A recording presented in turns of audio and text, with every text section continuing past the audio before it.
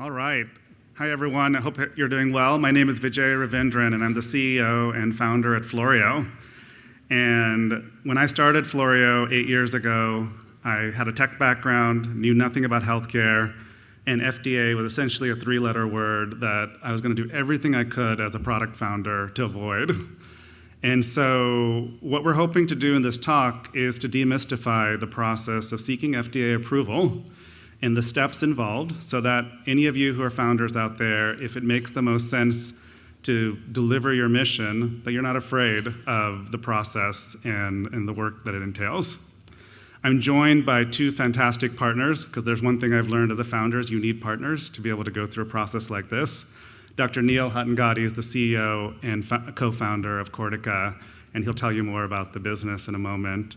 And Michelle Hascall is a board-certified behavioral analyst, and at Cortica was heavily integrated into the trials we've been running of the Floreo system with autistic children. First, quick background. This might be common information to most of you, but the diagnosis rate for autism is skyrocketing. It's skyrocketing for a number of reasons: better awareness, better health care. It's also been skyrocketing for reasons that we don't fully understand as a medical or scientific community. But downstream, in the world that Floreo lives in, which is therapy for those kids, there's immense costs, long wait lists, lack of services, lack of accessible services for those who need it the most.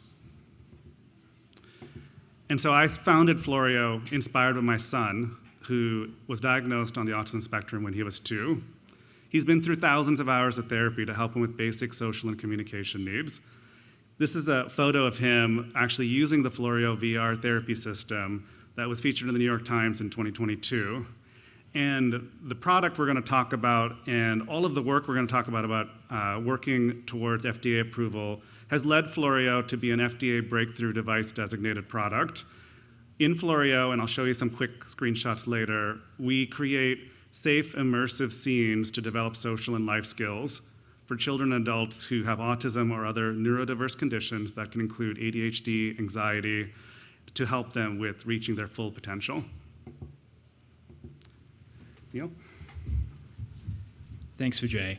And as Vijay mentioned, there's been a huge spike in the prevalence of autism that continues to increase each time the CDC resurveys the prevalence every 2 years.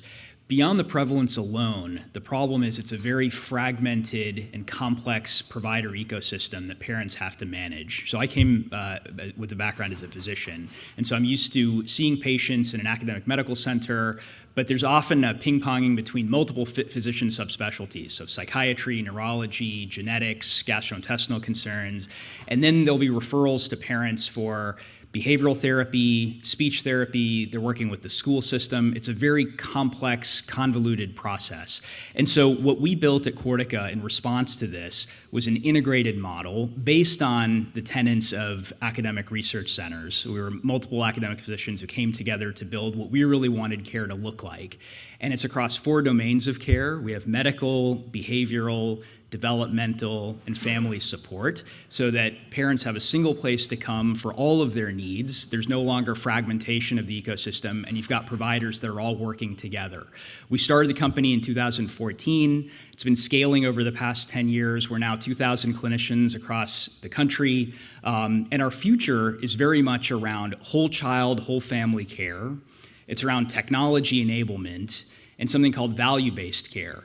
And the reason we as clinicians have been so intrigued by Floreo is that we need in our arsenal tools to get kids better faster, and value-based care means that we're paid by health plans for delivering outcomes as opposed to just delivering volume. And so Vijay and what he created at Floreo, that VR technology, is very much a part of our armamentarium so that we can really get leverage on our clinicians' time, get kids better faster, and have really promising relationships with health plans. So I'll turn it back to Vijay. So quickly on the Floreo system, the way Floreo works is we create a VR experience for learners, our terminology for those autistic or neurodiverse kids and adults who are receiving treatment. They're in a VR headset, they're receiving content that's clinically designed to help with social and life skill development based on therapeutic fundamentals. Meanwhile, A supervising adult, a therapist, a special educator, a parent, is able to see what the child is seeing, puppeteer characters in the VR environment, record key data, often in assessment type scenarios that can help personalize the experience as the child simultaneously goes through that treatment. Importantly, and something I learned very early on when we're experimenting with VR and my son, I wanted to see what he was seeing. I wanted to join in his experience. I wanted to be able to provide him help and commentary as he was going through it. That's what Floreo enables. And as a result, we're able to then create this back and forth dialogue between that adult and the child so they can learn the skills they need to then generalize it back to the real world. This is just a quick animated GIF that shows Floreo in action. The child is learning how to cross the street. In VR, they can see the speed of the cars, the sound of the walk sign. They can understand where to locate the button. They can even learn about concepts like jaywalkers, cars running red lights and needing to look left and right and visually confirm on top of that. All the while, the clinician is able to follow along in the iPad, guide that instruction. And very importantly, as I mentioned, children with autism go through literally thousands of hours of therapy. It's a grinding, grueling commitment that children and families sign up for. Making that therapy fun where possible is so important to create the engagement so they can receive the services they need. And so we aspire to create fun, animated environments in Floreo, especially for those younger kids where we're trying to create environments that can then allow them to develop those play skills or safety skills or social skills in the school that they need. Finally, Floreo has several product offerings today: a healthcare version, a version for special education in schools, a version that families are using, sometimes with Medicaid reimbursement through waivers now in several states. On the provider side, there's a specific form of behavioral therapy that's particularly important in autism called applied behavioral analysis, or ABA therapy. Meanwhile, children commonly receive occupational therapy, speech therapy, and physical therapy as part of a portfolio of services. And it's one of the reasons why the Cortica model that Neil describes is so powerful, because it brings so many of those services together under one roof instead of the parent having to quarterback that across a number of different providers, all the while juggling all of the insurance ramifications of doing that. And so for those of you who are less familiar with the complexity of the healthcare system, as I was when I started this company, there's a lot of different digital health out there, and they fall into all sorts of different buckets.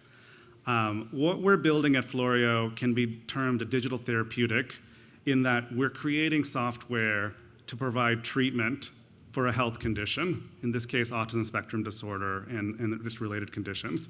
There's a lot of other products out there, and I think one of the complexities of the founder is navigating, what am I, how do I fit in, and then ultimately, how do I get paid for the product? Because while you can go straight to the consumer, as some products do, most people, especially in this country, expect their health care to be covered through their insurance. If you really want to achieve your mission towards access, many families can't afford the types of software offerings that have recurring charges and equipment costs. And so we've been focused on a medical device model, as well as using the FDA process to create reimbursement for that medical device, and that's how we think about that. And that leads us to a really important concept, and so we're getting really into the weeds in some ways, but this is really important. Current procedure terminology, or CPT codes, are the codes that healthcare providers use to tag essentially the services they perform as part of a healthcare function. These codes end up being the lifeblood of how insurance companies then pay, which creates the ecosystem to justify a provider investing in technology to access being able to bill on those codes. Floreo presented to the American Medical Association in 2022 a temporary code for virtual reality to be used as an assisting measure to therapy.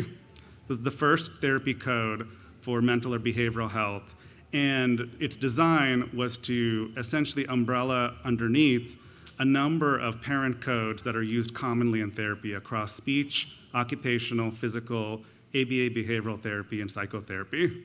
And so we've essentially created the mechanism for all VR companies in our space now, where if they are working with these types of healthcare providers, The healthcare provider can now, in addition to that parent code where they're saying, hey, I just did 4 units of speech therapy, our rate is $25 a unit, we want to be paid $100 from insurance, they can now say, and I used VR to enhance outcomes, and my retail price as a provider for doing that is $20, to give you an example.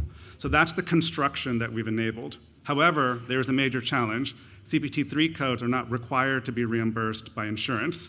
So insurance is still holding out for that goal that Neil talked about, which is, are you going to get kids to skills faster?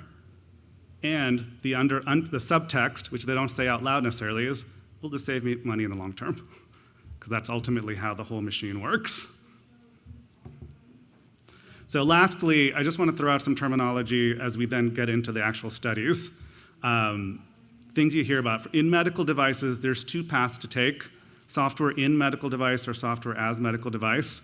This ends up being important because if you're a software in medical device, you can be known as durable equipment. You can potentially be treated under the same codes as wheelchairs and certain things, versus software as a medical device, which has a different set of rules and regulations around reimbursement. We're going down the software as medical device path. It gives us the most flexibility in what type of headsets we can use, for instance. So if Apple creates a new headset next year and we have FDA approval this year, there's a smoother path to be able to adopt other hardware by saying this is the same software. There's different levels of authorization. For certain areas like physical therapy and distraction, you can just be registered. You don't have to necessarily do a full trial. We are not so lucky in the space that Floreo works in, so we do have to do a trial. And so there's 2 different paths for approval or clearance when you're in that world. You can either say you're sufficiently similar to something else, which is called a 510K, or that you're a novel pathway, a de novo. VR has been increasingly treated as de novo by the FDA, even though they're potentially 510K approved products that we could say we're sufficiently similar to. So at Floreo, we're actually doing all of the work for approval that we might, in the end, file under 510K. And the goal of this is to be able to say that I treat a medical condition. In the US, you cannot say for your product that you treat an actual defined medical condition without FDA approval. You can say you can treat social skills, because that's not a medical condition. You can say a lot of things that go outside of that, but as soon as you name something that's actually a medically defined condition, you then fall under the basically having to be under their auspice. And so, and then finally, when you're collecting data, we're going to be talking about the FDA feasibility study we ran with Cortica, and that can be done to measure significance. It can be designed in manners that the FDA wants, but it's not necessarily large enough and diverse enough in its population for full approval, and that's where a pivotal trial comes in. And so we'll talk about kind of the differences of that. So now I'm going to hand it off to Michelle. Thank you. Good afternoon. I'm going to take just a moment and speak to you a little bit from my perspective as a clinician about the synergy between the relationship with Cortica and Floreo. What you see here is a graphic that was created by Dr. Suzanne Go, our Chief Medical Officer at Cortica. And it's a beautiful visual conceptualization of the development of a child. Up at the very top of that, you see joy. And just this morning, I was able to sit with some of my colleagues and talk to them about their experience with Floreo. And they said, the kids loved it. The kids are asking me, when can we do this again, right? So that ties directly into our vision at Cortica. Our vision is that we exist to help neurodivergent children and their families unlock more joy every day. And then in return, that joy at the top, the sun coming down, it nourishes all other areas of development. Vijay was speaking briefly about some of the different curricula available. So we can go on Floreo and we can practice having a conversation. We can practice greetings or meeting peers in a cafeteria. Those are the skills that are required to build and maintain those relationships that lead children to fulfilling lives. Now, when you look at Floreo, it is a tool that we can bring into therapy that our kids get excited about. This is fun. This isn't work, right? Kids don't come to work. That's not normal. Kids come to play. So they get to engage with a tool, Floreo in this case, that leads them to build the skills necessary to unlock all that joy. Now, this is where I get really excited. At Cortica, we have a specialized approach. Neil mentioned our whole child care approach, right? One of the tenets of that approach is using a strengths-based approach. Kids don't need to hear about what they don't do well. What we need to do is identify where they are strong and build upon those strengths. We know that many children with ASD have enhanced visual processing skills. So we take a tool like Floreo and we build from that strength with those visual processing skills. The other thing we do is a naturalistic teaching approach. Some of you may have heard of old school ABA. That's not what we do, okay? If you walk up to a kid and say, hey, we're gonna work on something today. Do you wanna do some flashcards or do you wanna do VR? The choice is easy, right? They're gonna go to VR every time. Kids learn and develop through play. So we're able to do this, and the kids are motivated to engage. Instead of running away from therapy, they're running in to see us. Floreo has built out in a way that it enables the lessons to be practiced that we can't always go to the real world, or it's not safe, right? It can be very scary to take a kid out to practice crossing the street for the first time. A couple of weeks ago, I was in one of our clinics in Marin in Northern California. And the therapists were trying to practice this. They were doing a good job, but they were using a hallway. They were trying to pretend they were cars, putting other kids on scooters. It's not the same, right? It's not the same. But Floreo gives us the opportunity to practice those lessons. And it's also created in a way where we can control and repeat those lessons. I can use my clinical judgment and identify what each individual child needs. Okay, Floreo is individualized in that working with the partnership, the BCBA, the medical professionals can all come together and align our goals with what's available with Floreo. It's not a one-size-fits-all. And the last point I really want to bring up, which is important to me, is that we are seeing overall faster rates of acquisition. And Vijay just mentioned this as well. For me, people sometimes come up to me as a clinician and they say, oh, you're so patient.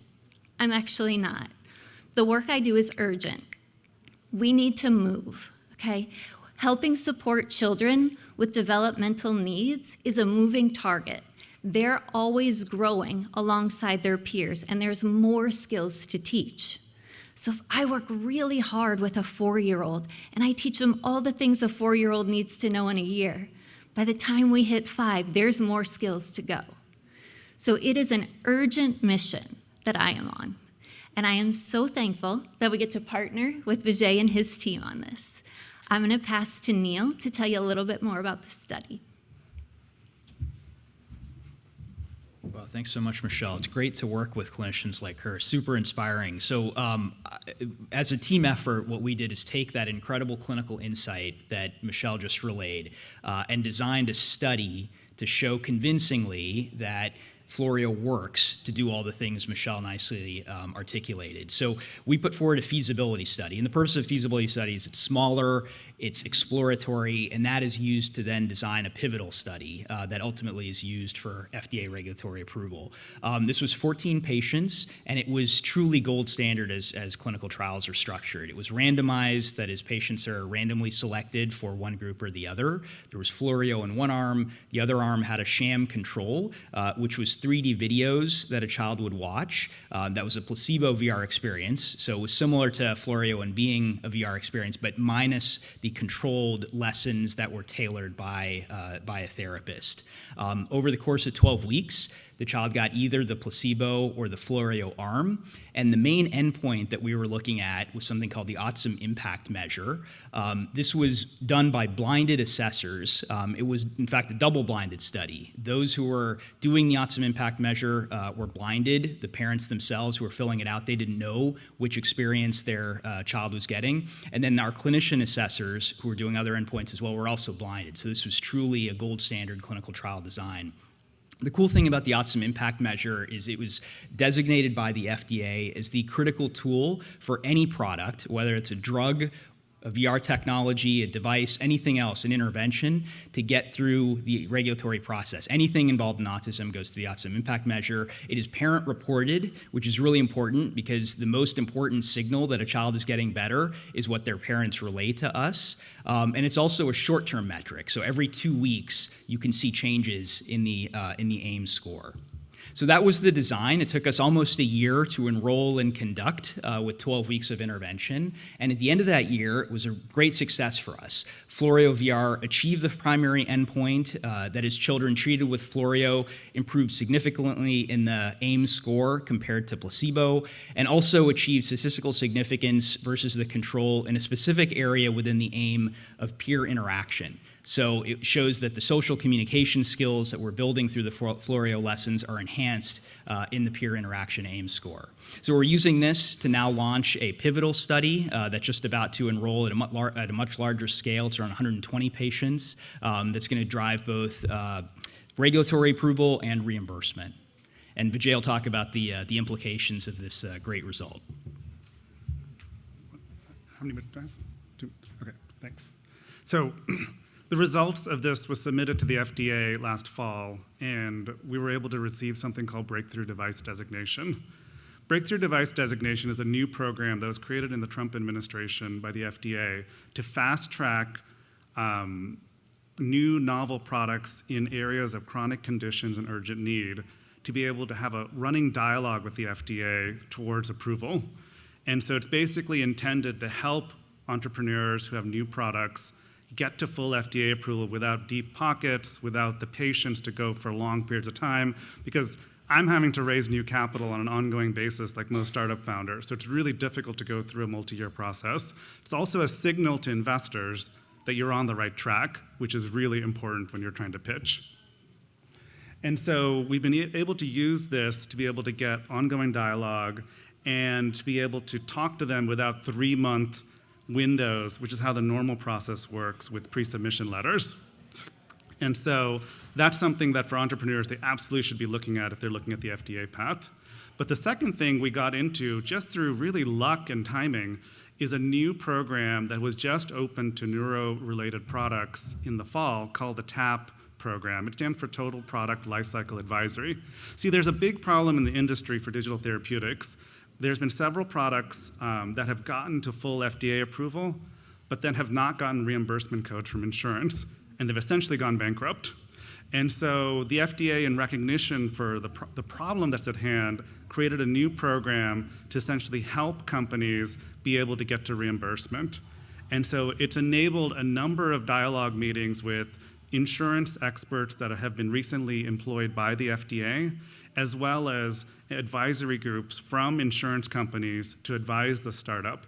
And it's led to actual design changes in our pivotal trial to increase the likelihood post-approval that insurance will see all of the value that we're creating. And so basically we're using the TAP program in addition to Breakthrough to get payers on board early so that we will be positioned to reach our goal, which is to reach the 1 million+ kids who could benefit from the service. And that includes then positioning the company to upgrade the CPT code to what's called a CPT-1 code. CPT-1 codes then get a CMS recommended rate. CMS recommended rate then creates the momentum towards payers creating reimbursement rates in network, which is how we get providers to adopt. Ultimately, going back to startup economics, we want to make providers that see Floreo today as a cost center into a revenue center as part of their mission to deliver better care. So thank you.